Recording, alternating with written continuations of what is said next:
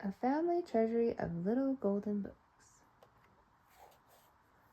Noises and Mr. Flibberty-Jib. Mr. Flibberty-Jib had a most unusual rumble in his head. It went rumble, rumble, rumble, and then it went bumble, bumble, bumble. Now Mrs. Flibberty-Jib didn't mean to, but she made Mr. Flibberty-Jib's rumble and bumble worse than ever. You see, Mrs. Flibberty-Jib cooks the very finest roast beef in town, but no one can cook roast beef without closing the oven door kershut and covering the roasting pans kerbang. Besides, Mrs. Flibberty-Jib knits mittens all day long, and no one can knit even one mitten unless the needles say click, click, click, click, click and knit, knit and click. Mrs. Flibberty-Jib says that Mr. Flibberty-Jib has a rumble in his head because he eats too little roast beef and doesn't wear his mittens. He says he has a large rumble in his head because the house and town are full of noises. She says, nonsense.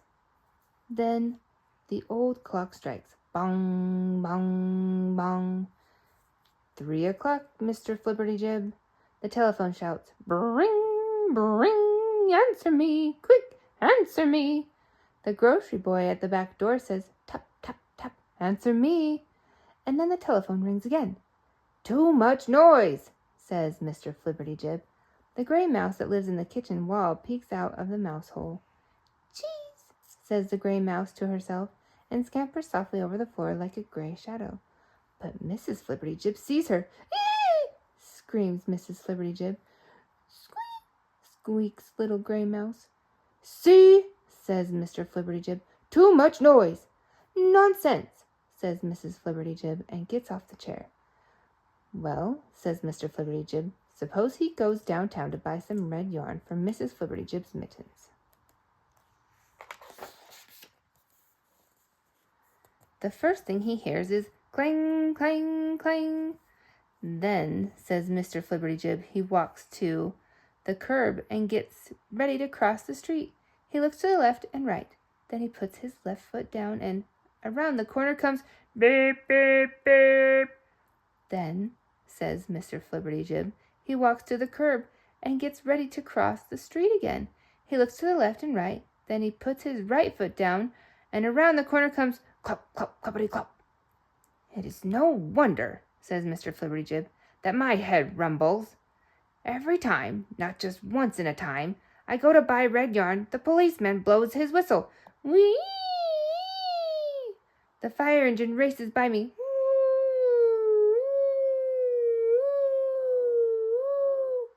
And when I get home again, the front door always slips out of my hand and goes bang! You should eat your roast beef, Mr. Flibberty-Jib, said Mrs. Flibberty-Jib, as she often did, and wear your mittens. Nonsense, shouted Mr. Flibberty-Jib, giving his umbrella a good hard bump. The noise! It's the noise! Roast beef and mittens, said Mrs. Flibberty-Jib. Noise! Roared Mr. Flibberty-Jib. This went on for days and days and days.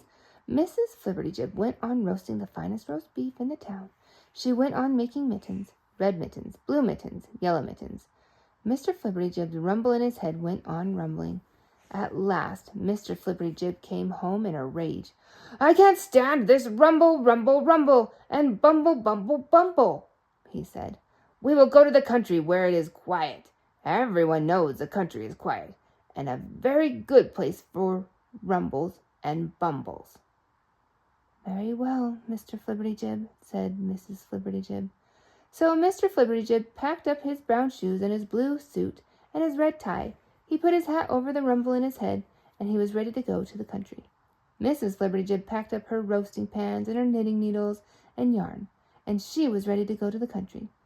Poor Mr. Flibberty-Jib, the train whistle said, doot, doot, doot, all the way to the country. And every crossing bell said, ding, ding, ding, and little ding, all the way to the country. But at last, Mr. Flibberty-Jib and Mrs. Flibberty-Jib got to the country. Mr. Flibberty-Jib unpacked his brown shoes and his blue suit and his red tie and went for a quiet walk. Mrs. Flibberty-Jib unpacked her roasting pans and her knitting needles and her yarn and began to cook a fine roast of beef. They were so tired from all the packing and unpacking that they went to bed as soon as they had eaten supper. "Oh, this is the life," said Mr. Flibberty-Jib, who hadn't eaten any of the roast beef. Poor Mr. Flibberty-Jib. He had just turned off the light and closed his eyes when, whoo, whoo, whoo. Poor Mr. Flibberty-Jib. He was sure he had just hopped into bed. He was sure he had just gone to sleep. He was sure it was just the beginning of the night when, cock-a-doodle-doo, cock-a-doodle-doo. Mr. Flibberty-Jib ran down the stairs and out of the house. "Shh, shh," he said to the rooster. "I am a poor man with a rumble and bumble in my head." "Cock-a-doodle-doo," shouted the rooster, and the hen said, "Cluck, cluck, cluck." "Oh, my," cried Mr. Flibberty-Jib. "What next?" These were next. "Bow, wow, wow." "Meow, meow, meow." Then the ducks came a-waddling to find a place for swimming. "Quack, quack, quack." The old windmill turned and turned in the wind. It pumped water, and the horse came to drink. "Squeaky, squeaky, squeaky," said the windmill. "I must turn and turn. Soon Bossy will come for her drink of cold water. Blow me around and around, wind. Squeaky, squeaky, squeaky." And the Bob White called from the green field, "Bob White, Bob White." The big bossy cow said, "Moo, moo. It was time for milking." The pails went clink, clinkety, clink, and the farmer's biggest boy carried them into the barn. And Mr. Flibberty-Jib's head went rumble, rumble, rumble, and his left ear to his right ear, and bumble, bumble, bumble from his right ear to his left ear. "Less noise!" shouted Mr. Flibberty-Jib. "More roast beef!" said Mrs. Flibberty-Jib. "And your mittens!" "Well, now it may be that you are right," said Mr. Flibberty-Jib. "I hope so, for I have found that town or country there will always be a rumble and a dumble. Noises, noises, noises!" So Mr. Flibberty-Jib sat down at the table, and first he ate a small piece of roast beef, and then a very large piece of roast beef. And in the afternoon he was pleased to find that the bumble, bumble, bumble was gone from his head. The next day he ate 2 very large pieces of roast beef and a slice of bread covered with rich brown gravy. When he went outdoors, he wore the red and yellow mittens Mrs. Flibberty-Jib had very kindly made for him, and he was pleased to find that the rumble, rumble, rumble was gone from his head.